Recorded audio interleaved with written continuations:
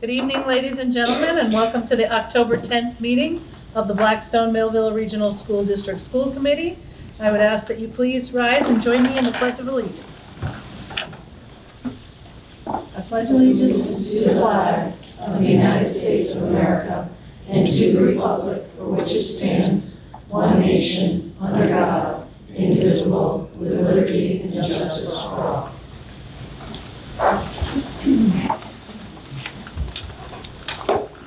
Begin this evening with an introduction of members. Sarah will start with you. Sarah Williams, Blackstone. Aaron Vernon, Millville. Jack Keefe, Blackstone. Jacob Chaplin, student rep. Wendy Greenstein, Blackstone. Tara Larkin, Millville. Jane Reggio, Millville. Jason DeFalco, superintendent. And from our snazzy Mr. Jacob, we'll hear from you next, please. So to update on sports, field hockey is 1-10, football is 4-0, boys soccer is 2-8, girls soccer is 2-9, cross country is 1-3, and band, no surprise, is won every weekend so far. And update on student organizations. For student council, tonight is our homecoming dance, which is our first major event for the year and helps fund all of our projects throughout the year. And tonight's theme is premiering BMR, so like a Hollywood theme. Next week during lunch, we are selling lollipops to raise money for breast cancer research and also doing a Spirit Day to increase awareness about breast cancer. And then we are also, throughout the last week and the next 2 weeks, we are collecting candy donations to donate to foster kids at the end of the month. And then in 2 weeks, we are doing a project that we're calling the Week of Recognition, which the basic goal is to recognize different aspects of our community that aren't normally recognized for their hard work. So for example, each day of the week correlates to a core value of a strong community. So an example is one day is Unsung Hero Day, and we are recognizing staff. And then another day is Inspiring Bright Futures, and we're recognizing the Blackstone Public Library. So then tomorrow is Officer Shop, which is a leadership conference for our student council offices that we're participating in, where officers from all across the state participate in workshops and are given opportunities to collaborate with one another. And our council's membership for this year is approximately 55 members, including our officers.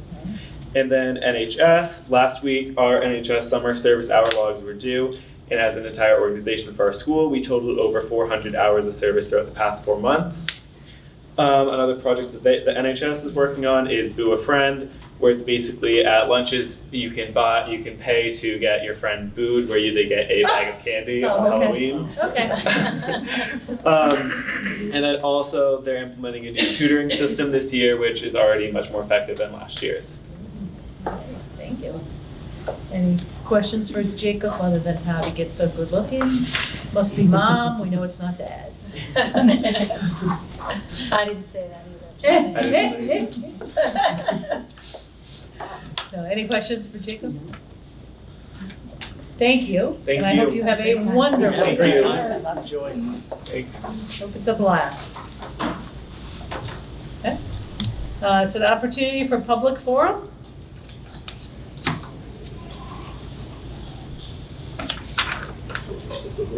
Yeah. Welcome. Hi, thanks. My name's Dave Eisenberg. For those of you who don't know me, I've been a physical education and health teacher in the district for 20 years. I've devoted those 20 years of service to the students of both towns in Blackstone and Millville. I'm here today to tell the school committee that as teachers, we deserve a fair contract. I've been impressed by the number of new programs and initiatives put forth by the superintendents and the school committee this past year. Although it's refreshing to see all this creative energy and fresh ideas, I feel the committee should make the teachers a priority as well. Teachers are on the front lines in our schools, providing the foundation for student growth and learning. We deserve a fair contract. I know we all share the same goal of doing what's best for our students, but in order to achieve this goal, this committee needs to do what they can to attract new teachers, retain existing teachers, and respect the teachers that are here. We deserve a fair contract. And thank you. My name is Heather Hannon, and I've had the pleasure of teaching students at Frederick W. Hartnett Middle School for 8 years now. Within this time, I've seen teachers endure cutbacks. I've witnessed superintendents and administrators come and go. I have seen an influx of new responsibilities and initiatives placed upon faculty and administrators. Last year was the first time in a very long time that this community has not been at odds over the school district's budget, which was a great achievement for Dr. DeFalco, the school committee, for the residents of Blackstone and Millville. Unfortunately, a balanced budget does come with a great cost to the students in our district. Teaching positions have been cut in every building, class sizes have increased, programs have been cut, and the ones that continually suffer are our students. Some of the most recent programs cut in this district are those of central detention and AED coordinators, which creates an unsafe and problematic learning environment for our students and staff. Over the last year, teachers have embraced needed changes in our district. We have gone above and beyond our contractual hours and obligations to provide our students with the best quality education and learning experience possible. We now find ourselves being asked to do all of this and more without a contract. Our students deserve to be in a district that values their educators. How can we become a district of one without showing our teachers support by agreeing to a fair contract? Thank you. Thank you.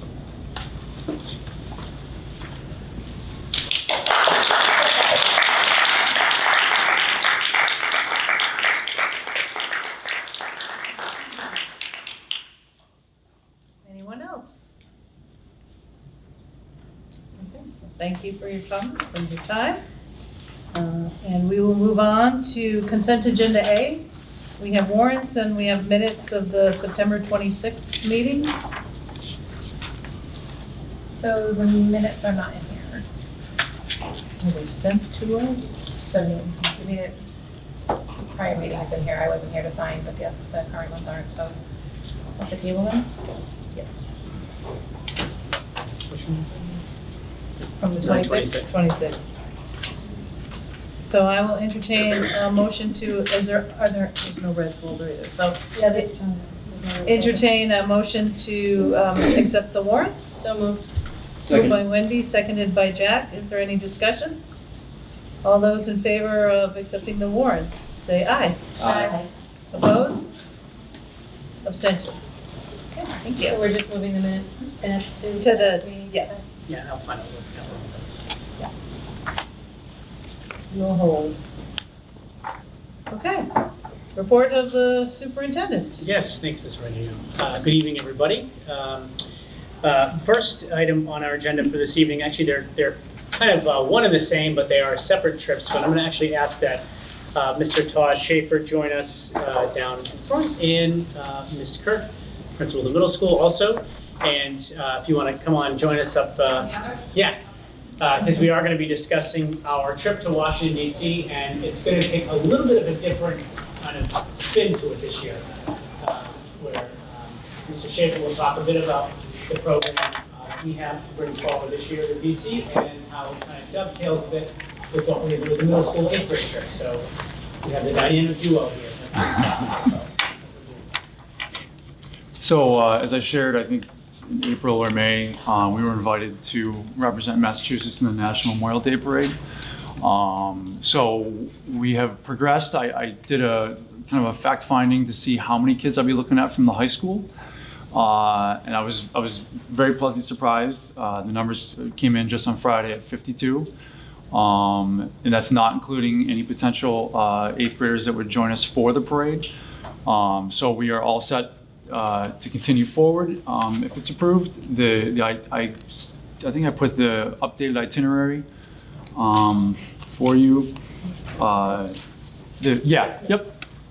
So we would get down there Friday. Everything else is on there. What's neat for the music students from the high school is that they have the opportunity to see a few things that I can tell you that all the times we've been in DC, because the marching band's gone down there several times, we've never gotten to see, with the National Symphony Orchestra perform on the Capitol lawn, which would be a neat thing to see for those kids, being that they're all involved in music.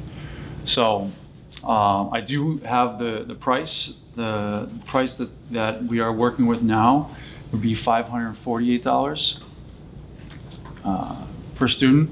It can fluctuate a tiny bit based on how full we get the bus. So, if we end up getting more interest and we go into a second bus, depending on how full that bus is, it can affect the prices a little bit. But the price as it stands right now, with the number that we have right now, is $548. And that's on Memorial Day weekend. Yeah, we would leave Friday and we'd get back probably fairly late on Monday. There. Yeah. Todd, when you do these trips, who serves as chaperones for band trips? So every time we go on a band trip, what we do is the music department staff goes down. We have a registered nurse who we're always fortunate happens to be a band parent. And then we fill in whatever remaining chaperone numbers we need with parents.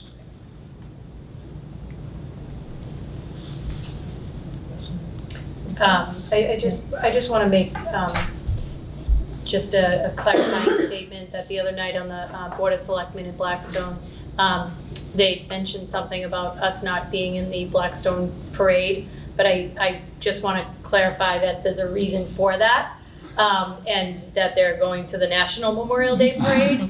And it wasn't because we said no or we weren't going, but it was because there was a there was an opportunity that presented itself in a positive way where this is going to be taking place, and then the field trip as well, correct? So there's less time on learning when children go during these long weekends, and I think it's really important to share that out, just because I watched the selected meeting. I just want to clarify that, I think our marching band would always be in Blackstone if they could, but I think this opportunity is an amazing opportunity, and we should applaud that.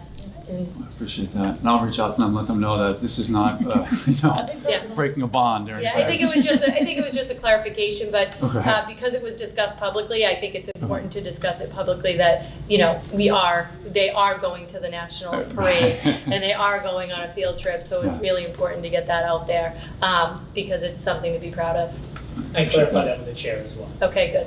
Thank you. I appreciate that. Any other questions for Todd? Are we doing this one at a time? To approve it? Okay, so I'll entertain a motion to approve the high school marching band parade. So moved. Second. All those in favor? Oh, any discussion? Sorry. All right, all those in favor say aye. Aye. Opposed? Abstentions? Enjoy the trip. All right, Ms. Kirk. So I've been working with Mr. Schaefer. We're not going to go down on the Friday though. We're going to go down on Saturday. I wanted to keep the cost of our trip at the same price as last year. And so you have the itinerary, which is exactly the same. I actually did a breakdown so you could see last year we went from June 9th to the 11th. It would be from May 23rd to May 25th. And so you could see exactly what we had last year and what we get this year. That even includes the same hotel, which is actually only 5 miles from the National Mall, which really drastically reduces the amount of time we spent in the bus getting downtown. And that was because I had reached out to the tour company in spring. So they already knew ahead of time that we were looking for Memorial Day. And so that will be the only thing different. They will be seeing all the same sites that we saw last year, including the parade. And then this also, what I've spoken with Mr. Schaefer about is, he said we have more than enough uniforms. So everyone that is in 8th grade band will be invited to march. So the rest of us will be there cheering them on. The tour company knows to find us a spot. And I will work with Mr. Schaefer to find out where to drop off the kids in their uniforms and with their instruments. So then we will stay there, watch the whole parade, and then we will have a big bus line of all of us coming back at the same time. I even spoke with Mr. Schaefer because there may be some parents who might have to pick up high school and middle that will work out and put them on same buses so that the parents can just go to one drop off and not have to have somebody at the high school and at the middle. Because we were thinking of dropping off at one spot, but then we would have faculty's cars in one spot and they won't be able to get back. So the only thing different for not attending the sites this year is the museum unfortunately closed its door. It's not a Smithsonian museum, and it was actually a pretty hefty cost to go see that museum. That was part of our trip last year. So in lieu of that, though, they're trying to get us right now tickets to go up the Washington Monument because it just opened. So they're working on getting that. Hopefully they can get us the tickets, but everybody wants to go up now because it's been closed for a while. If anybody has any other questions. I just have one. The itinerary is, do you have a tour person going with you on each of these days just because of the weekend and the amount of people? So same as last year, we had switched to this tour company because it came at a better price, and we actually have a tour guide on the bus. Okay. So as we're driving around, they'll also explain, but it's not just driving around explaining stuff, they walked us everywhere. Okay, so instead of just, you can go to all these monuments and you can look at them, but it's much better when you have a guide there explaining the background and everything on these monuments, which is what we had last year, and we hadn't had that in the past. Yeah, I just worried because of the weekend that it is. They actually live down in DC, so Okay, they know good. all their ways around. They get the bus drivers were phenomenal last year. They drove it like it was a Mini Cooper. Good. So, I don't know how, they got through the streets and their turns and everything. We had some really great bus drivers. So 8th grade band students, They will travel with they'll us travel with you. and do all of the Will their touring. instruments be with you, or do they have to have their instruments and? They'll have, So the Music Association is paying for a box truck to bring down all uniforms, Okay. hats, and instruments. So they don't have to worry about Right. in a hotel room and what if. Right.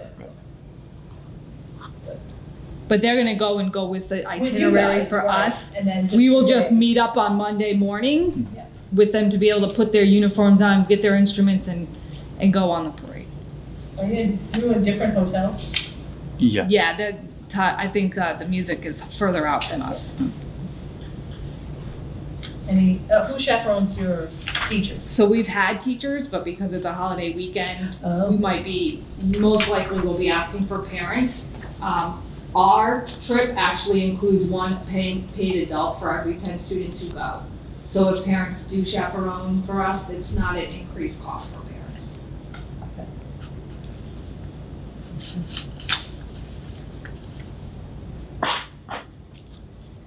Anybody have any questions? I will entertain a motion to approve the 8th grade trip. I have a question. Oh. Are we supporting students who may have difficulty paying for the field trip? The PTO always gives me funds. I just and want to make so- sure. Yeah, since I've been here, if students need some help, if they get free or reduced lunch, Okay. they've got either 50 or 25%, but I also, because, we can only help some students, but for all students, I've actually been running 3 different fundraisers. Okay, And great. I've had students raise $150, like a whole payment in just one Okay. fundraiser. Okay. So that all students have ways to get help to pay for the trip. Okay. Thank you. Anybody else? Okay. Tara made a motion. Anybody second? Seconded by Karen, to accept the 8th grade Washington DC field trip. Is there any other discussion? Hearing none. All those in favor say aye. Aye. Opposed? Abstention?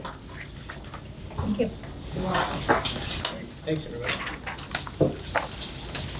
And for the next 2 items, because we don't have the clicker, I'm gonna just go to the podium so I can move the slides along, so when they see when Jesse's able to turn the video into something at home, So they'll be able to if see. he can see that one, can you turn that one to us? That one's not That Or on. it's one's not not actually on. on. It only goes to that one? Yeah. All right, well, we'll follow along. So we're a We can little do that. of a different format tonight. That's Sorry okay. about that. It's all good. está bien. Working on my Spanish. That's it, though. All right, so, this is a little weird. The first piece of data we're gonna go over tonight is our 2019 accountability, MCAS 2.0 and accountability data. And so we're gonna talk a little bit about how we did in this spring, last spring, and as far as the accountability piece goes, a little bit about the implications of our overall kind of state standing with the results that we have. And so I'll start with the accountability piece. And so on slide 2, we have an overview of where the school district was in 2018 with our statewide accountability standing. And to the left of that column, our 2019 accountability standing. And so before we get into the numbers, I just want to remind folks what goes into the accountability ratings, because we do have we're in our second year of our new accountability kind of structure. And so with that, it is obviously very heavily weighted on the academics in terms of student performance, student growth, but there are additional indicators that go into the overall accountability calculation. One really important one that I want to talk to the community about tonight. But in particular at the high school level, there are more indicators that are kind of calculated into the overall accountability rating of the high school, of all high schools for that matter, across the Commonwealth. But we look at, the Department of Education looks at graduation rate, they look at the dropout rates, and they look at something called enrollment in advanced coursework.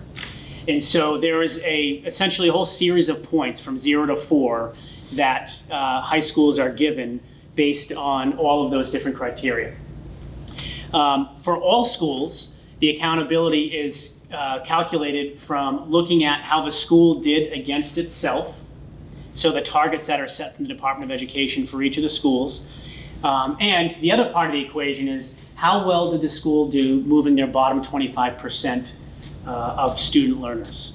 And that's calculated based on this exam, on the MCAS exam. And so there's all these different kind of points that go into the overall calculation for each school, and then schools are ranked grades 3 through 8 in one bucket, and a percentile is assigned based on the number of points that they achieve. And one of the things that I think is good for us as a district is we made significant improvement. And the department actually frames a term as significant progress towards their targets. And that's where we are. So that's some really good news, that the district is moving. And just to highlight something the teacher said earlier about the programs and the energy and the creativity, we're all really excited about that because it is making a difference for kids every day. And so we're happy to see that the district is making that level of progress. However, you'll notice there is no percentile for our school district. No school district gets a percentile. The state doesn't rank them based on that calculation. But one of the most important, I think next to the academics, the other most important factor in this calculation to discuss as a community is attendance. And so the Department of Education looks at attendance from a very specific measure, which is chronic absenteeism. Chronic absenteeism is defined as missing 10% more of the school year, which is 18 days, right? 10% of 180 is 18. As a district in each of our individual schools, we got 0 points. We can get from 0 to 4. Our attendance as a district and across all the schools with chronically absent students actually got worse last year. And I will give you an example. This week in one of our buildings, we have 7 children on vacation. 7. Vacation? On vacation, 7 children. We say this respectfully, but we say it boldly. We cannot teach to empty seats. We need kids in school. And it's an issue from clearly an accountability perspective, but it's also an issue from that student's learning perspective. and that student misses out on that opportunity. And I understand makeup work, and I get all of that, but there is nothing that can replace this. That teacher matters. And when the student's not there in front of that teacher having that level of instruction and support, there's a huge gap there. And so that's really, really important. And I know all the schools are hard at work, but we are, and we'll come back to this issue throughout the year, but we are asking parents to help us with this. We need to have our kids in school. So making those appointments, before school, after school, on vacations, when you can, and if you can't. My own boys went to the dentist yesterday. They were gone for an hour, and we brought them back. They need to be in school. So I get it from a parent perspective, but from an accountability perspective, that is a really important measure that, unfortunately, as a district, we are not doing well with, and it impacts our overall state ranking. But with that being said, you'll notice that 3 of our 4 schools moved up in their accountability levels from one year to the other. I should mention this is the second year in our new accountability structure for grades 3 through 8. High school, it's the first year. It's a new assessment, MCAS 2.0, which we'll talk about in a couple minutes.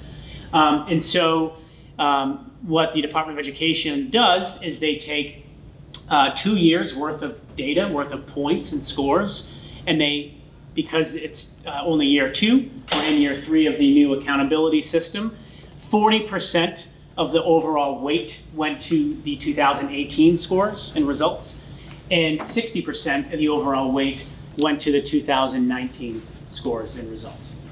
And so you might be familiar, under the prior accountability system, you carry your results for 4 years, but every year it decreases in the amount that is weighted. So under the prior system, and I mention this only because we'll eventually move back to that as we have more years of data, but the most current year under the old system was worth 40%, then the next year goes to 30, the third goes to 20, and that last year is 10%. So if you had a bad year that year, your data had a bump in it for whatever reason, you end up carrying that score for 4 years in your overall accountability ranking. So, it goes to that notion of, every day matters, every year matters, clearly, because we're carrying that result for a long time. But I do want to give a really huge shout out to our middle school. They increased 8 points in their overall state ranking. You can see we certainly have moved in the right direction, but we still have a long way to go. And so, we're excited about seeing what this year will bring, and ultimately what those results will look like moving forward. But Millville Elementary went up 3 points. The complex, AFM, JFK complex, did take a bit of a step back in their standing. We lost some ground there and reduced our standing by 4 points statewide. The middle school went up 8, and the high school went up 1. So we're really happy to share those results and to give the middle school a big shout out for their progress there. So there's a lot of numbers on this next slide, but what we have here is essentially a table that looks at our meeting and exceeding expectations for grades 3 through 8, ELA, and math. And our first column has our 2018 data. The second column has the 2019 data on the left of the slash mark. On the right is the state average. And so we thought it would be really important to show the committee and the community the results from all angles, so you can see the growth that we made as a district, or where we were flat, or where we took a step back. But also, you'd have an opportunity to see, how did the state do on average in each one of these areas? The next 2 columns look at the same, are kind of formatted the same, but looks at the not meeting, or did not meet, expectations. For 2018, again, what that looked like in 2019 compared to the state in 2019. And then the last column is our student growth percentile. The average there is 50, right? We want our kids growing in at least the 50th percentile, and I'll explain percentile in a second.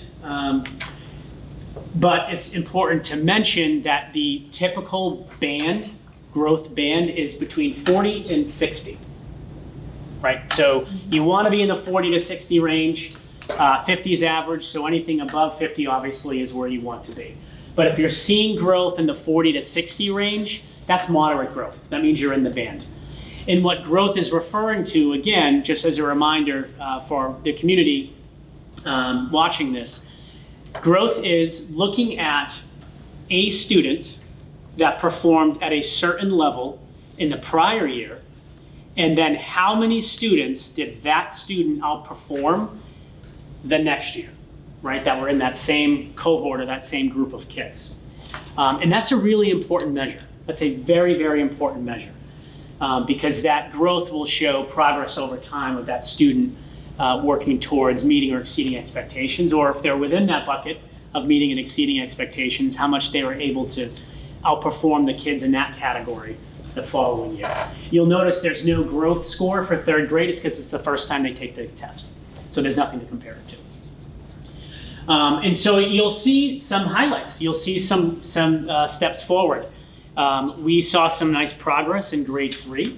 If you remember last year, that was a number that was very urgent for us in terms of in 2018 only having 42% of our kids reading at grade level, because we know that that threshold of kind of 8 is too late, right, as far as reading on grade level is at third grade. And so last year we were almost at the 50% mark. We just missed it. But you'll see that as a state, the average is 56%. So we're right within that striking distance. And by the way, we know that the state number isn't our target. That's not what we're shooting for, but it is an important benchmark to look at as we're continuing to move along our trajectory on our journey here. You will see clearly we have some concerns in 4th grade, both in ELA and math.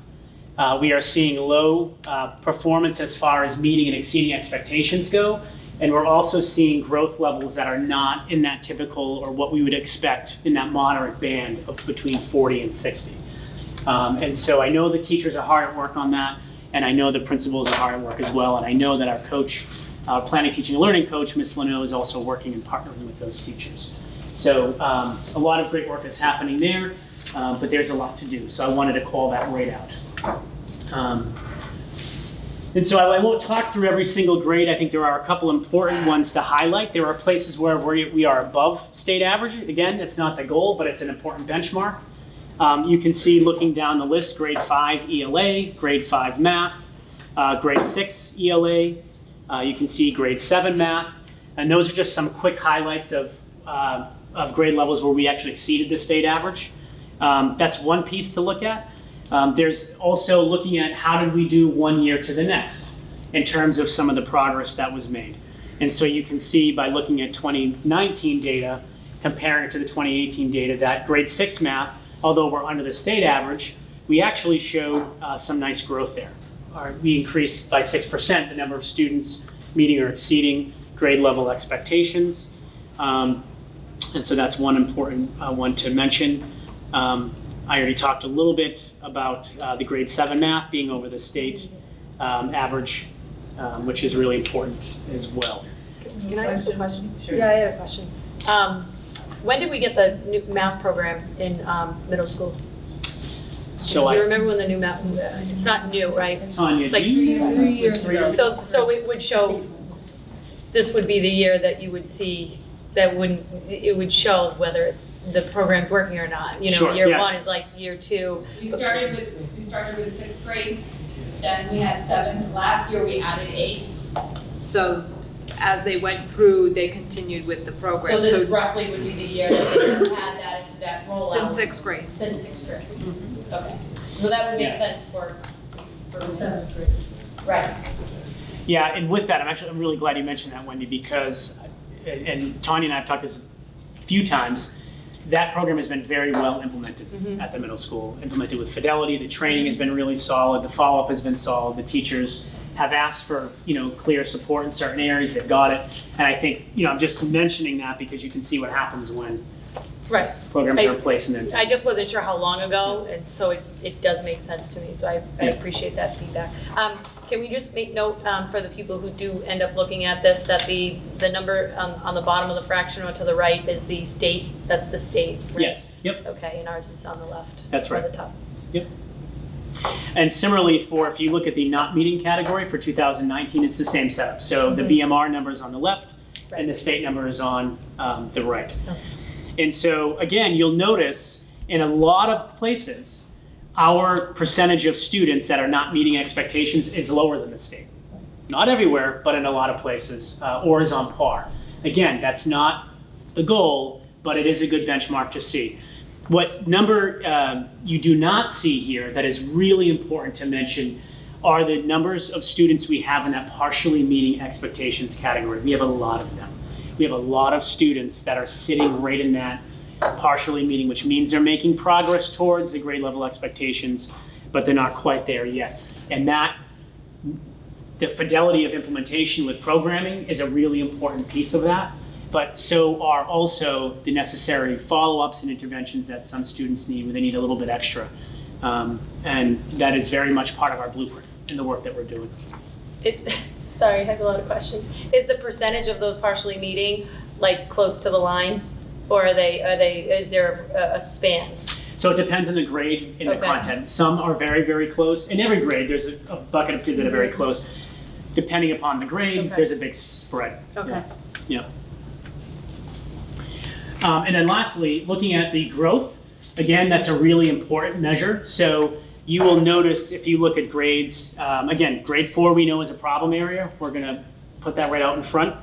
But grade 5 ELA, 10 points, they're just under 10 points. That's significant in 1 year. That's the same group of kids from the prior year's 4th grade. So grade 5 did very well in terms of their growth in ELA.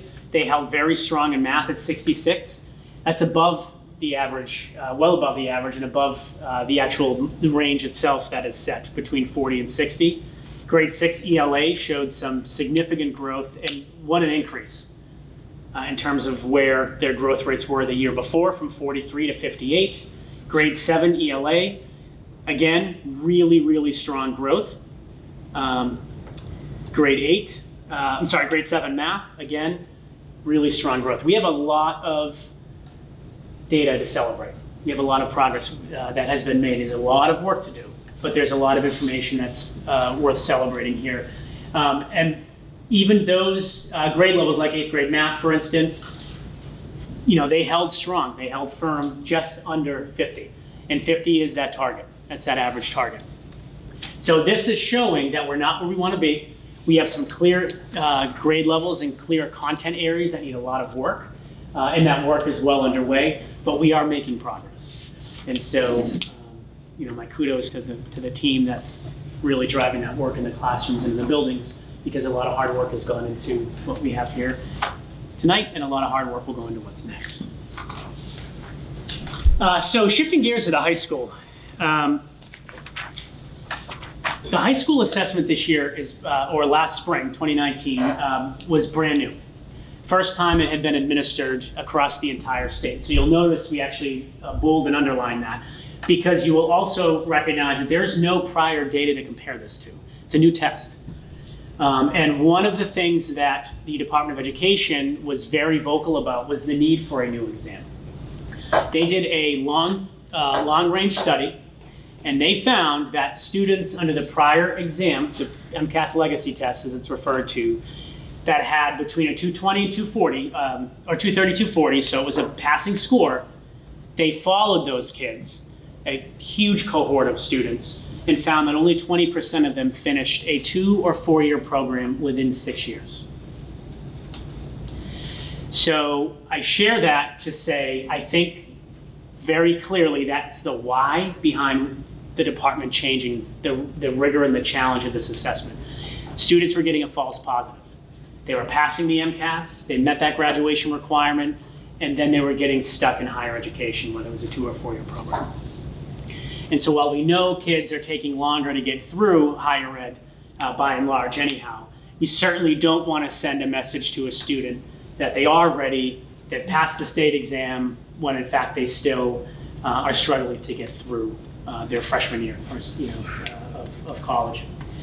So the department did change the exam. It is a much more challenging exam, and you will see results now that actually are more in line with the rest of our scores.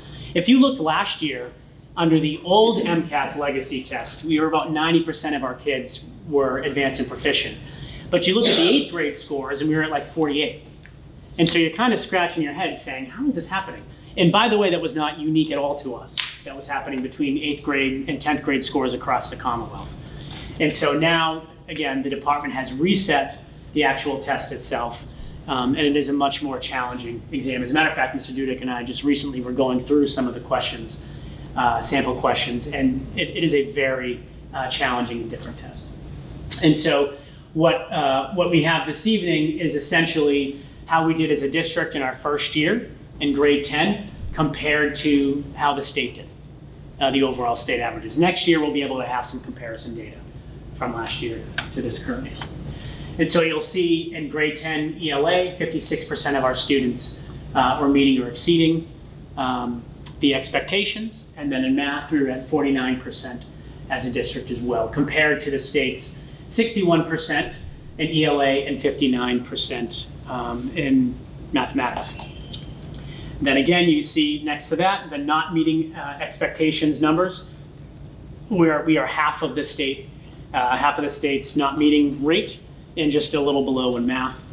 Our student growth percentile, we were able to have that, which is 51 in ELA and 46 in math, because if you remember, these students took the MCAS 2.0 exam.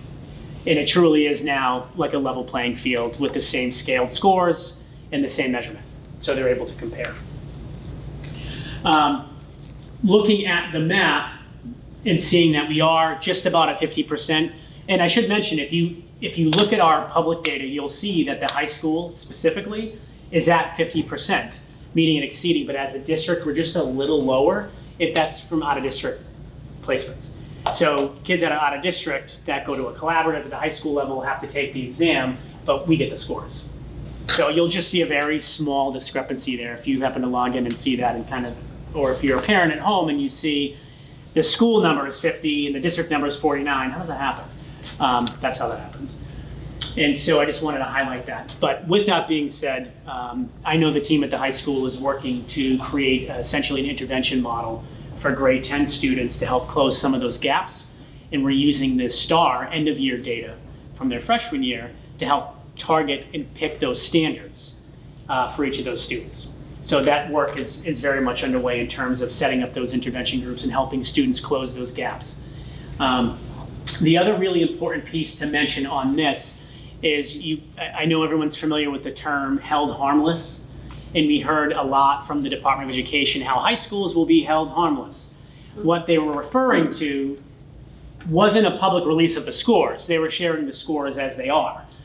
But the held harmless provision is for students and what they call essentially an equi-percentile ranking system, which basically says last year a 230 would be a passing score on the old MCAS.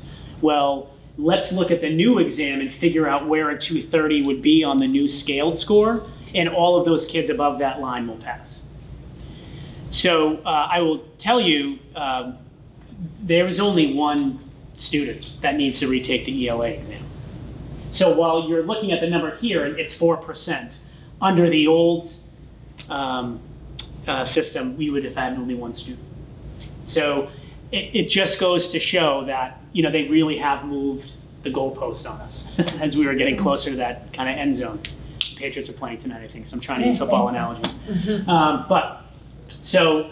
All that being said, there's still a lot of work cut out for us, but for this year's sophomores, they will also fall under that held harmless provision, and don't be surprised if we find out after the Board of Ed meeting, there's a meeting sometime, I think in January, to discuss this, if that ends up getting extended another year.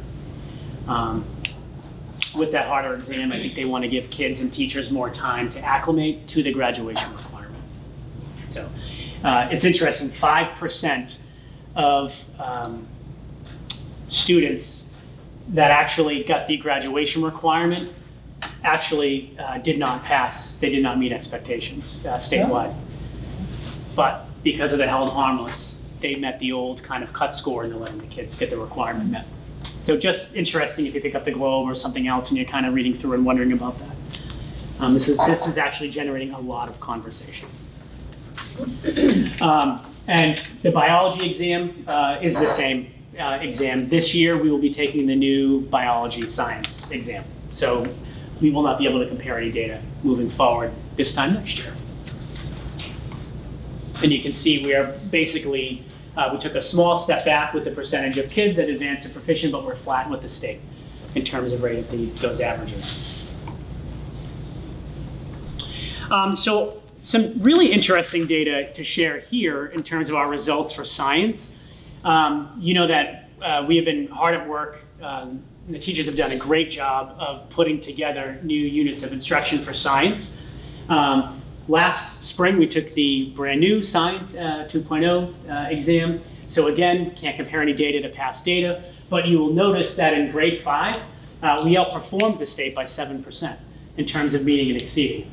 And we are far below where they are statewide for students not meeting. So a big shout out to our grade 5 students and teachers for that.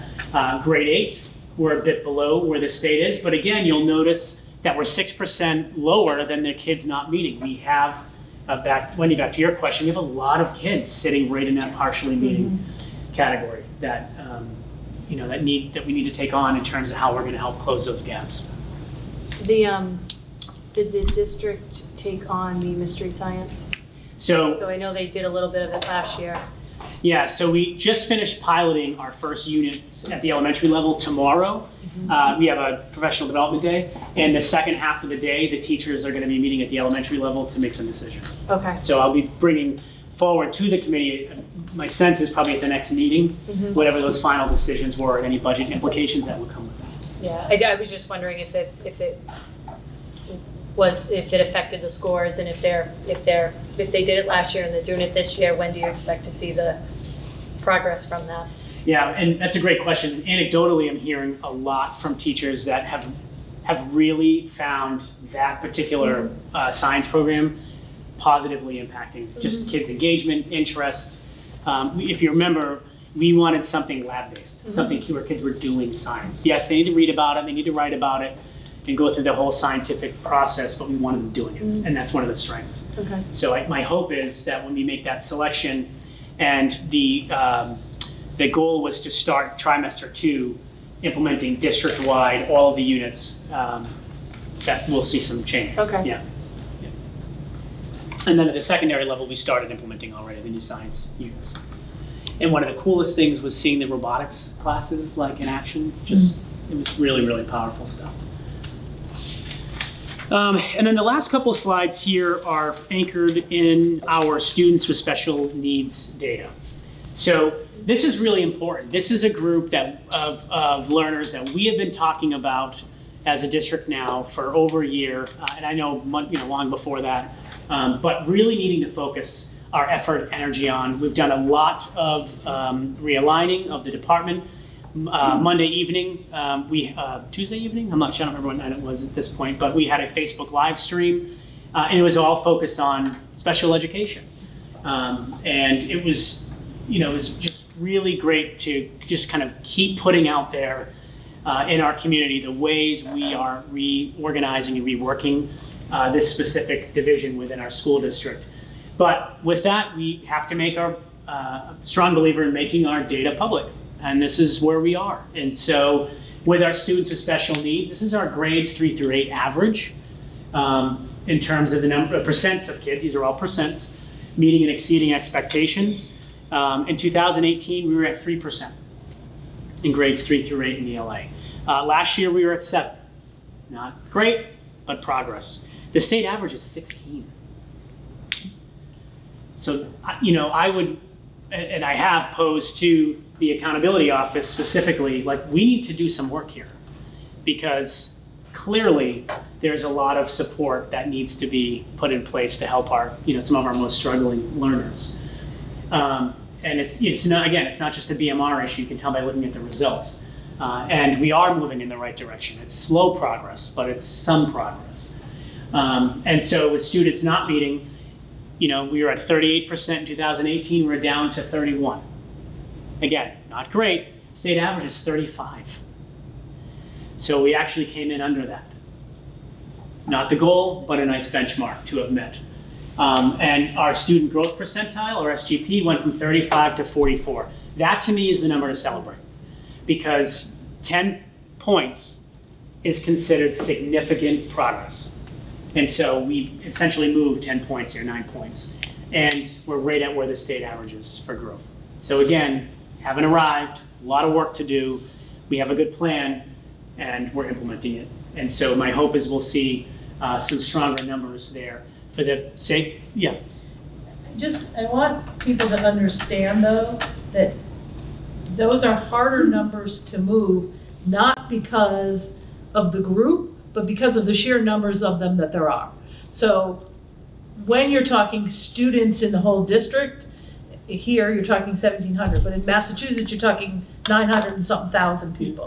When you're talking about people in this group, you're talking about 200,000 people, or in our program, 300, I think I heard on the video live that I watched, which was wonderful, by the way. So 10% of, or 20% or 30% to get to meeting expectation, it's harder to move numbers. Maybe not saying that right, but you're just looking at a different population, so kind of apples and oranges sometimes. The same can be said for the exemplary too. But, yes, You know yeah, what I I'm trying mean? to make the Like, point once both you, ways. once you reach that Right. cohort of exemplary and that get 560, you're now in a cohort of students that need to be extremely challenged, or that score is gonna also fluctuate. Correct. So, Yeah. I mean, there's, Works on both ends. it works Yeah. on both ends. Yeah, and I was gonna make my point at the upper end, because yeah. Okay, sorry. No, that's okay. Are there any other questions on our performance data here? And then math is right underneath. You can see again, we went from 4 to 7. Not the growth we're looking for, but some growth. But the state average again is 15%. So, we clearly have some work to do. Our not meeting percentages are, we're at 43. And the growth moved up a bit from 39.5 to 43.5. So not as robust as what we saw in ELA, but still some progress there. And then the grade 5 and 8 science scores. You can see the 2000, again, there was no 18 data to compare it to, so you can see the 2019 to the state averages. Anything else on this? I think we used to get this data on a bar graph, and we were, a while back, a long time ago, we saw the bar graph moving in the wrong direction. Yeah. So I think any progress in this area is good progress, based off of what we've gotten in the past. So as long as we're moving forward. Absolutely. And then on the following slide, we have grade 10. And so again, it's the same idea, but there's no other data to compare it to.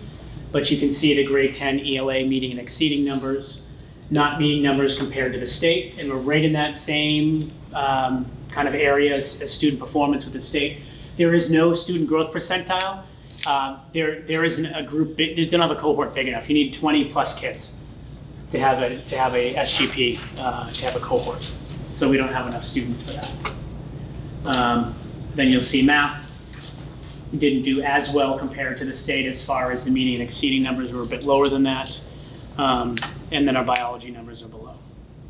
Let me ask you a biology question. Obviously this number is concerning because we're, 5 points above the state on this section for warning and failing. Is this particular group of students not taking biology in the same year that their counterparts are? Is it that they're getting that class later? I would need Or to ask something, I'm not Mike sure. or Jill that are sitting here when those students are taking the bio. So they're taking a year. The freshman year? Well, no. Now they may be. In the past, last year, it was our 10th graders.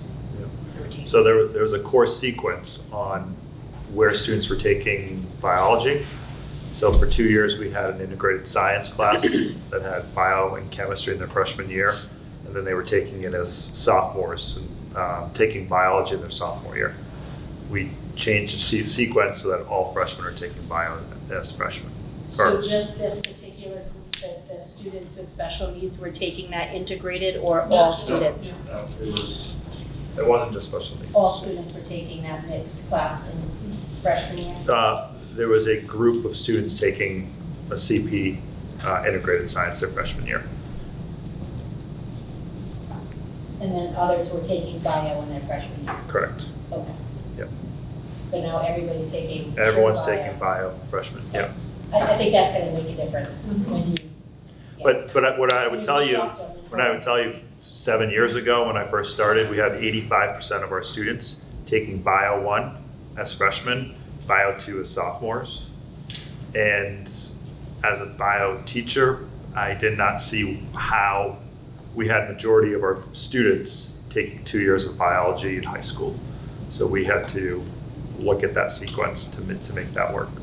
Right, so we're aligning to the test as far as sequence of courses now. Correct, yeah. And at one point, I think the decision was made to prepare students for bio MCAS by giving 2 years of that. And there weren't a lot of school districts that I was aware of that had 2 years of bio in high school. No, because then you're losing physics or. Physics, Yeah, chemistry. you lose it on the other end. Something else. Yeah, Thank you, Mike. no problem. Any other questions on this piece? Still don't see good about this.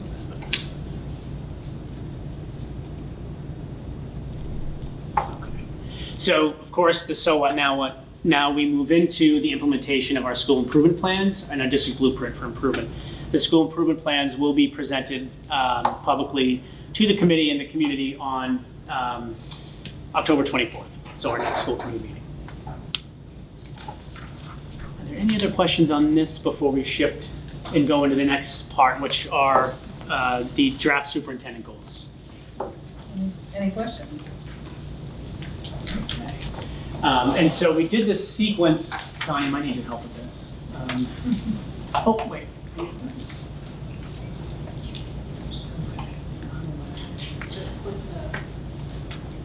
Which one? I'm used to the little button. Thank you. Perfect. Thank you so much. So we did the sequence this way intentionally because what we just saw is very much driving the work that I'm doing and the work that we are doing as a district. And so with that, I just want to open with our district improvement strategy because you will hear this referenced a lot. You will see it referenced in throughout each one of these goals, and you will hear our district blueprint for improvement highlighted, as well as our school improvement plans and our professional development plans. So my hope is that our committee and the community see very much the interconnectedness of all of this work being driven by the needs of our kids and the supports that our staff need in order to do the work that they are striving to do. And so I just want to start with our purpose because again, this is our strategy, but we're doing it for a reason. And we are doing it to create happy, healthy, proficient students ready for college, career, and community. That is our purpose. That is why we are here.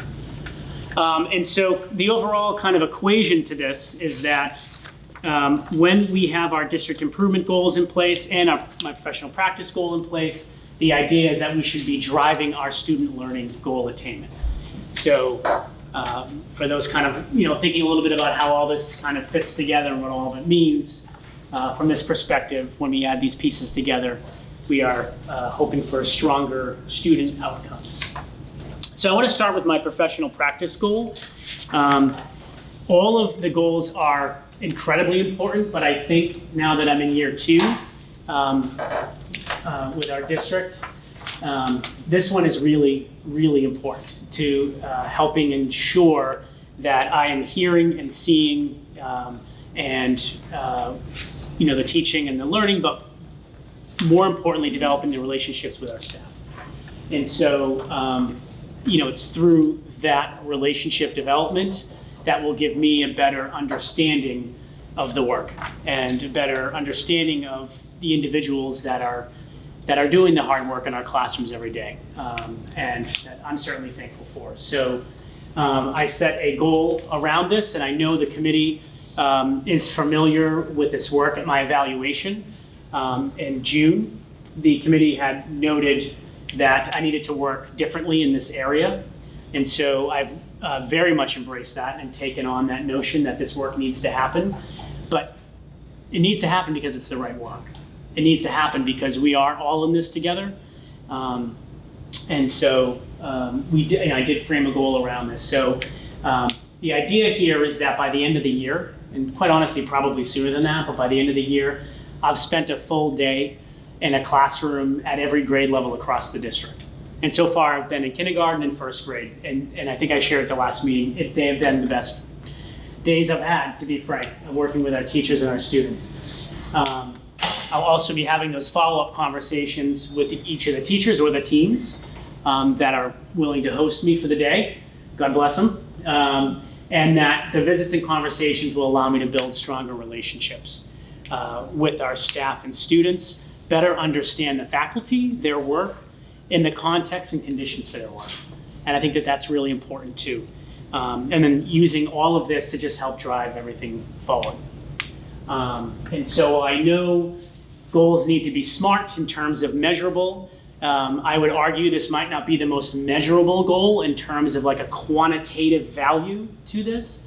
But from a qualitative perspective or like an outputs perspective, I think this is one of the most important pieces. And I would argue it's certainly measurable because he's saying that if you are in those classrooms, we have a measurement that says I was in 20 classrooms or 15 classrooms. That is correct. Sure. And you're meeting how many? You're having post meetings with these with the staff members, and that's measurable. Is it measurable? You can look at it a number of different ways. Sure. In my head, I'm always looking at I'm thinking of the other slides, right? You're taking a test. You're doing the data. That's right. So even more important for me to be doing this. So scientifically, those of us who teach science will know that we have quantitative and qualitative. That I was the only one, so I apologize. So I'm excited about this. I didn't add it in here, but also meeting with each of the grade level PLCs to go through our blueprint for district improvement. And I'm meeting with the coaches or the principals or sometimes both. And those conversations I think have been awesome. I've so appreciated the time the teachers have given to just sit and talk about the 4 objectives of our district strategy and look at the priorities that we'll hear a little bit more about spelled out in the school improvement plans moving ahead. But just those conversations have been really great. I'm sorry. How did you decide which K or 1 to go to? Are you volunteering or are you just I just asked. Asking? Yeah, I just asked. And I'm trying to also find a balance with the elementary between the 2 schools. So, in one school, there was only 1 first grade teacher, so she didn't really get much of a choice. Yeah, she got the short straw. But in cases where there are multiple, we're putting it out to the grade level. And then in middle school, what does that look like? Yeah, so I actually think that will be more of a kind of a student-led experience and actually following a student throughout his or her day and really working with that team. Mm-hmm. So what does it feel like to be on this particular team in grade 6 or grade 7? In 8th grade will be easy because there's only 1 team. So, and then really taking the time to debrief through that post conversation with the whole team. So that's how we're looking at that. Students love That's a gutsy student. To Students love to be that kid. Yeah. They love it. Even at the high school level, we have them lining up to be the person they follow. Yeah, so we have to kind of do that one a little bit different. Any other thoughts or questions on this? Anyone? No? Okay. Okay. The curriculum and instruction goals, so our first district improvement goal. There is a significant amount of work going on here. I think, as noted a couple times this evening already. But really the bottom line and how to just drill it down, the big ticket items for this year is the implementation K-12 of a new science curriculum.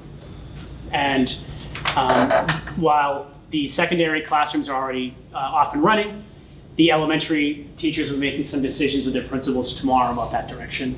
But I think that's one of the big goals. The second is the Literacy Curriculum Committee's work around the research and studying of high quality core literacy programs, doing some piloting with those, and then making some decisions by the end of the year to have a new core literacy program in place. That work launched Tuesday, I think, or yesterday, I don't remember. But there was a lot of really good work that was done. And what we're doing in that structure is a bit different than in science. In science, we wrote at least some pilot units of instruction. With literacy, we're delving straight into research. There is so much research that has already been done on what are the elements of a high-impact reading and writing program for kids, and what do those elements of the program lead to in terms of students being able to read and write at least at grade level. And so I've had a chance to visit that group. Tanya is actually chairing that work, and we're partnering with ANET, which is an outside group to help facilitate the research piece of the work. But I was able to join the group for a few minutes the other day, and the conversations were just great. They started really crafting their vision, our vision of what literacy instruction and learning will look like here. And that's teachers across the district, including special ed teachers? We have representation from every grade level, and I think we're still looking for special ed and ELL. I think that those are the two gaps that we have, but we do have some teachers there that are the core teacher for an inclusion class, so we do have that representation piece there. And one of the teachers actually commented during the session around the visioning idea of where does this vision fit into our blueprint? And I thought that was really powerful in terms of helping to move the work forward into the classroom. So, and then from an instructional perspective, again, there's a lot of work being done here, but I think the overall kind of gist of this is creating the space for teachers to practice their craft and improve in their craft, and specifically through that, looking at executing on those year 2 focused school expectations, which is establishing their school instructional focus area, the very small set of best practices, 2 to 3, and most schools have already selected 1 that they're all hard at work around, and then of course the instructional coaches, the planning, teaching, and learning coaches, and partnering with the teachers in this work. You'll notice for the measures at the bottom that I have some of the same measurements that we used last year, but I did add 2 pieces that I think are really important. One is looking at some redacted lesson plans and looking to see how this evidence is leading to a change in our planning. One of the things you'll notice in some of the school improvement plans is this notion of teachers creating learning plans, not necessarily lesson plans. And while that might sound subtle, the learning plans are built for the learner, right? For the kids that are in front of them. And so we'll be looking at some of those and some student work samples, again, redacted without names and such on it, but to show evidence of, what's the impact in terms of the planning and the learning here. So we're getting a little bit deeper into the work than where we were. Our community outreach goal, again, you'll see some consistency from last year to this year, but you'll also notice a couple of key differences. We will be doing the monthly Facebook Live streams. That went really well last year. We had our first one this week. We are also going to be launching a new district website that is very user-friendly, that I hope will address all the calendar issues and kind of questions that we've had over the years.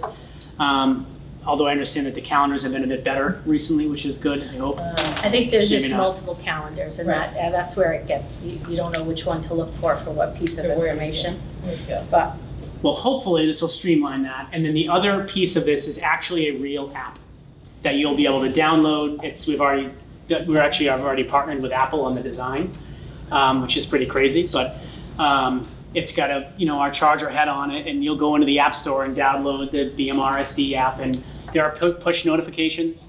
So anytime there's something added to your child's school, if you turn that on, you'll get, Mr. Dudek just posted the October newsletter, that kind of information. You mean another Twitter announcement? Yeah. it's a good I'm on it. So it's funny you mention that, because with that, there's also something called live feed, which, to be frank, eventually we could. It's like a website-based Facebook and Twitter all in one that we could eventually move to just one piece of communication over time. I know that would scare everybody because this is a huge Facebook community, so I'm not saying we're doing that yet. I'm just saying that the feature is there for us to eventually streamline that communication. Do we have a timeline for the new website or Yes. any of that? At the October 24th meeting, Dan Saltzman, our tech consultant, is actually going to take a few minutes and walk the committee and the community through both. Okay. We hope to be launching either that Friday, that next day, or the following Monday. So we're getting close. The website or the app or both? Both. Oh. Yeah, Okay. it's an aggressive timeline, but we're hoping that we'll reach it. And the other part is of this that's different is really streamlining the communications between the central office and the schools, because we're all kind of communicating different material and we are in different timelines and we do it in different ways. And not that all of those things are necessarily bad, but I think it can be a lot, and I think it can get confusing. Like Tammy, like you just said, where do we go for what kind of thing? And so I will be meeting with the principals, and the 5 of us are coordinating our efforts to really get a more kind of streamlined approach to the when, the what, and the how of our communication. So hopefully all of that will then lead to our results in our community survey, which we'll issue again in the spring, and we will need everybody's help to get the survey link out there for I promise folks. I'll do it in the first month. So we have more participation, and we're hoping for at least 75% of positive feedback. And that's gonna be a little bit different survey, like the Short. survey's gonna be, A little shorter. well, yeah. it's shorter, but I remember as a parent filling out the survey, but like when they ask about communication, you have to like put 3 different hats on, but you only can click 1 time. Yeah. So it's kind of, just, I don't know. We'll have an opportunity to like break it out by school. Yeah. Yes. All right. And we'll try to shorten. I think there were 16 or 17 questions last year, and we got to figure out how to make it like 5 and quick. Yeah, I don't think it took long. I don't think it took long. I think it's more complicated when you have multiple children in multiple schools, like you didn't know how you should answer or for which kid or for which building. Right. That was more of a. Right. Yeah, I know, more it difficult. didn't take very long, but it was No. trying to figure out What to the say. data. Yeah, we got a little bit of feedback from both Yeah, too. okay, So good. we'll look at that. Good. Definitely. And the participation rate's going to be important for sure. Can I just ask, Maybe there's a way to do another one in conjunction with that one that's a community one. Because if you don't have a child in the school, you couldn't take the survey. we might have done that, there might be one out there that we've done long time ago, but Yeah. we still tried to get community feedback. Which would I increase. think that's a good too. idea. Yeah. Can I just ask, so the Facebook Live streams, every month there's going to be a focus, Mhm. is that correct? Yes. Yep. Okay. I just want to make people know. My guess is too, just anticipating, there might be things that bubble up that require Oh, like sure. time. Mhm. Like I know the next one on the 28th of October, we're going to highlight the high school, so Mike will be there with me going through all of the good work we're doing there and what's kind of happening this year and what's to come. But again, if there's some issue that kind of bubbles up, we definitely can carve out time for that. And even when the stream ended, we got a few questions that came in after Monday, and Jill and I sat and answered them with Tim and Jesse. They're really helpful. So you were the district website answerer on the feed, because I think I went back to the feed and I saw like where you would have your name, it was answered, but I'm like, I wonder who's answering these. Jill and I were, Tim had the laptop, so he was writing the answer in, but Jill and I were giving the responses. Yeah, could we actually, just as an option, just have a revisiting time at the next one and say these came up right after we ended, just so that if people are watching, that they have an opportunity to hear that as well. Yeah, I'm not a Facebook person at all, and actually don't have a page, so I don't even know how it works, which is odd because we're doing this. But when I was looking at when we were putting the responses in, I think the people were still on. I hope, and they were able to see, because we want to make sure everybody's questions get answered. That's a big bit. So yeah, but we can loop back. Well, and I think you said we're going to answer them off the air, because I think if you watch it again, you see the answers to those questions. Oh, okay, good. Okay. Oh, if you're looking at it, if you're, because if you're watching the feed ends, you turn off and you were thinking of a question, or, just that it's there out in the open. The fiscal management goal, You'll remember last year we had a goal all framed around kind of implementing a new monitoring system, which we've done. So we don't have that goal anymore. It's just part of our practice and how we do our work. So the goal this year is really just around putting in place that process for the FY21 budget and making sure that all stakeholders are brought in as early enough. And believe it or not, we are getting ready to start that work in November with the principals. So here we go. We are getting close to starting over this wonderful cycle. But again, I think the main takeaway here is that communication, that two-way dialogue, and also looking at phase 2. If you remember last cycle, budget cycle, we laid out our work in phases, and now we're in phase 2. And so we'll be looking at what the financials will be for that. The district learning goal, there's a lot of words here. So I'll just kind of talk through it. But our overall ultimate goal as a district still is for all kids to make progress, right? We want every student to make progress. But specifically, and for this year, here's how we're laying out that progress. And so, I kind of launched with the idea that we sequence these discussions this way on purpose because the first was our data, which is obviously driving the focus of our work. And so you'll see on slide 8, our student learning goal for grades 3 through 8.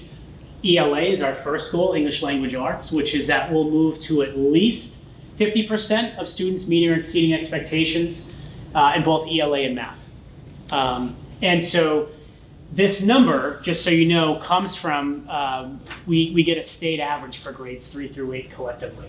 And we're about 46% English, about 43% math, if I remember those correctly, which both moved 2 points from 2018 to this year, which is great. And so we are setting a target. We want at least half our kids there by this year, right? So that's where that number comes from. It's driven right from our results and where we are.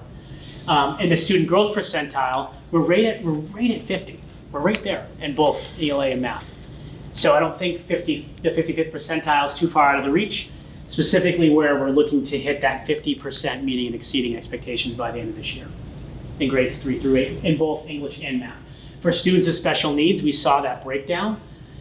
We were at about 7%. We are looking to be at least 15% of our students at grade level meeting or exceeding expectations. In our SGP, again, we were right in the mid-40s. We're looking to be at 50 in the 50th percentile. So, these are goals that are driven right from our current results.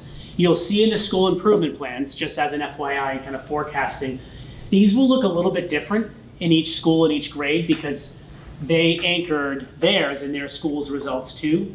But if everybody meets their targets, we'll meet our target, at least. So it has all been kind of recalibrated to make sure it's all aligned. And you'll see better what I'm saying when you see the plans at our next meeting. The goal beneath that is for 5th and 8th grade science. And you'll notice that we're looking for 60% of our students at meeting or exceeding. That is not much of a stretch for grade 5 because 5th grade is close to there anyhow. It's a bit of a bigger climb for our 8th graders, but we are hoping that with the implementation of the new units at grade 8 and some of the robotics work that we're doing in addressing some of those standards, that will be further along. And then again, for our students with special needs, 15%. And then the how is listed right below. And you'll just see that it's that same language of district strategy, blueprint, school improvement plans, and using STAR testing, which we will be looking at as a committee as we move forward through the school year. So that is where we are looking to go with our student learning goal. Anybody have any questions? Do you have any questions? Tara, nobody? Okay. So just so everyone knows too, we are also looking to participate a little bit differently this year in evaluating the superintendent,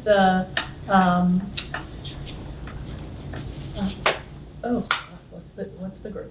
Well, anyway, the state has designed a pilot program essentially for superintendent evaluation. It really helps more clearly define the school committee's role, the school committee's objectives in evaluating, and streamlines the process. And we don't have to look at 20 indicators. We look at 2 or 3 or whatever the case may be. So we would like kind of a consensus to try the pilot and participate in that. There's some forms we have to do and forms we have to fill out afterwards, but we'll just add it to your work. No. But I think it will help those of us who are lay people at this understand it a little bit better. So we'll have more information coming forward that way. But Wendy's been doing a great job holding the ship for us and working with Dr. DeFalco to really streamline this so we understand it and follow up on what we asked for last year. So hopefully when all of those pieces come together, we'll tie it in really well. And I really appreciate it because Wendy's put a ton of time in a lot of different meetings and conversations and emails and trying to keep the main thing of what we're doing. Keep the So I do focus. appreciate that Wendy, a lot. I also think that the adjustment to the evaluation will be able to streamline, but also hone in on the things that we really need to hone in on and not have so many indicators that we're trying to evaluate, so we keep it to the point and what our focus is. So I think being a part of that pilot's going to be beneficial to all of us. Mhm. Great. Anyone else? I just want to make note that I know the committee asked for what? Do we have to approve these? I don't think so. Okay. Approve what? His goals? Do we have to? No? I don't see why we might as well. Because if we don't, If we and don't, we we got a problem. we have to come back. Yeah. You are And he has supposed to create the We action are. plans Yeah, okay. and the school improvement plans based off of these goals, so Right. I think we should definitely. should, yeah. I just want to make note Okay. that the committee did ask for a special ed, there was a conversation about a special ed goal, and I think it's in here, it's very meaty in here, so I just want to make note that it was heard, it's really within these goals that were set forth for the student learning goals. And then the slide 9 is just the high school. Oh, yeah. Um, Oh, sorry. No, that's okay. I thought Yeah. Jen was ready to approve of it. Oh, yeah, And I don't mean just the high school. But it's framed the same way. It's you'll see the same language, you'll see the same kind of driver, which was the high school's performance. And so it's real-time data that we're using. Jason, Yes. was we talked about last year, when your goals are based on MCAS, we're evaluating you in May and June. We don't have the MCAS results.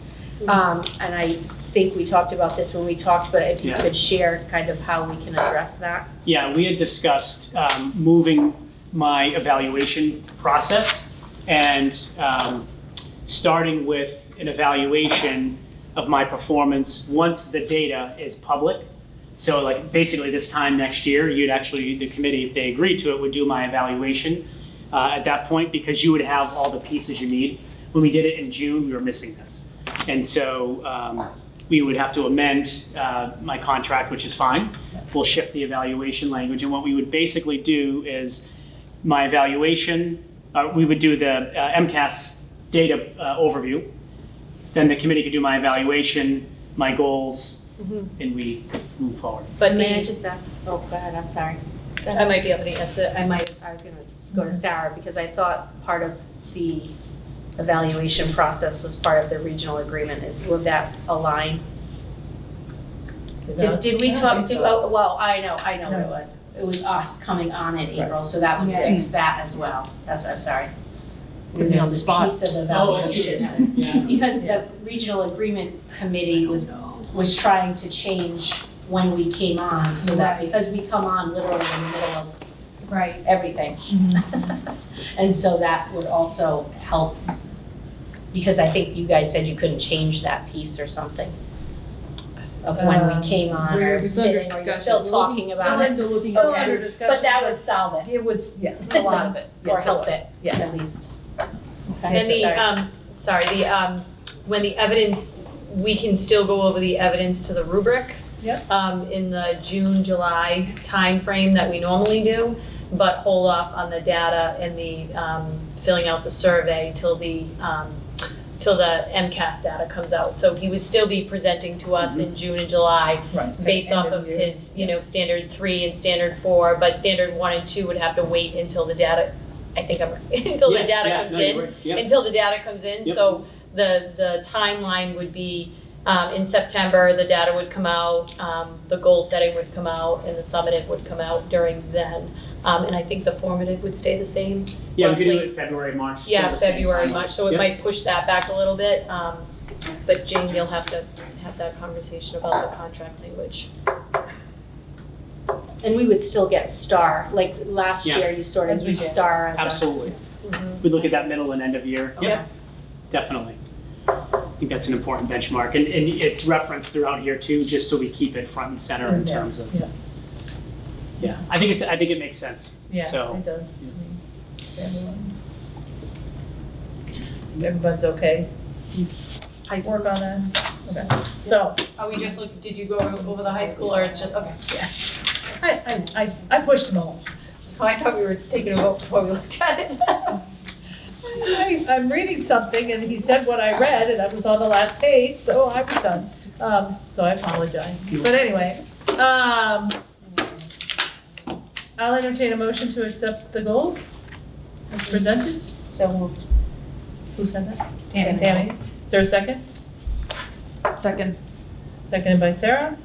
Is there any discussion? You don't have to stand there. Oh, all right. I don't know. Stand in front of us. All those in favor, say aye. Aye. Opposed? Abstentions? All right, you get your work cut out for you. Okay. That concludes my report. Okay, we do have the business office report. Were you going to do that? Yes, Matt, or just very quickly. I don't know if there are any specific questions, but Matt and I were discussing earlier today. You'll see a few of the areas that are in red. They're not over a significant amount. A lot of them are just over encumbrances. So it's early in the year and we've over encumbered, so Matt's working through each one of those with our business office. So that was just a quick explanation of that. Our revenue report, you'll see what we've taken in to date, $7,523,371. And we've updated, as of October 1, the assessments, the reimbursements, pre-K tuition. You can see all of the information that's been outlined in our collected column and what's left. So we're right on track with where we should be with our revenues and our personnel report, which our HR specialist is not on here, but we did post this afternoon for our new HR specialist. But this was as of October 1st. So. Any questions on any of that? And if we do, we can certainly ask Mr. Aaronworth to bring it up on the 24th. Okay. Any school committee items? I just hope all of our students get home safely from the dance this evening And have fun while they're there. and have fun while they're there. And if they're all Due to dressed the like mosquito Jacob, it's going to be a regulations. beautiful dance. I heard he was sharp in red. Ooh, no, no, missed no. it. Was he gonna have red? No. He has a red jacket to add later. Oh, maybe he had a Something red jacket, I somewhere. don't know, but he was sharp. All right. Maybe he was gonna make a grand reveal. Yeah. Maybe. Something about red. For those that live in our community of Millville, I know that the trunk or treat event is coming up, and I am so looking forward to outdoing other members around the table, but I am planning on losing, so come and cheer me on. October 19th in Millville. I'm getting the trophy. Who's getting, there's a trophy? Oh, there's She a wants the trophy. trophy. Oh, There's a Matt, trophy. I There's might a have to trophy, rethink this. And Celia says it's hers. So, So her mom better step up. and she's going through a mean phase. Tammy, there's a trophy. Tammy, there's a trophy. I'm on it. I have my connections working on a great idea. Bring it, Tammy. Won't be me, it's okay. I feel good about it. Anyone else? Anything for the greater good? Okay. Our next meeting is scheduled for October 24th. And I will entertain a motion to move into executive session, not to return, to adjourn an executive session or not to return. Second. Moved by Jack, seconded by Tammy? Tammy. Roll call. Roll call. Yes. Yes. Yes. Yes. Thank you all.